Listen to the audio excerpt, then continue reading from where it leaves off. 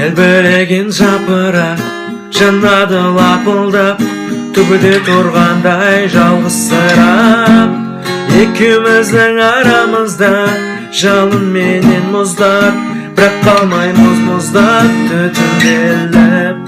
Еріндерің төгілгенде боран келді, тапжылмаймын, таңқурайым, сенен ыстық от табылмайды.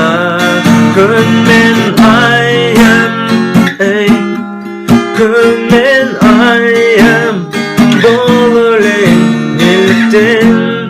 неліктен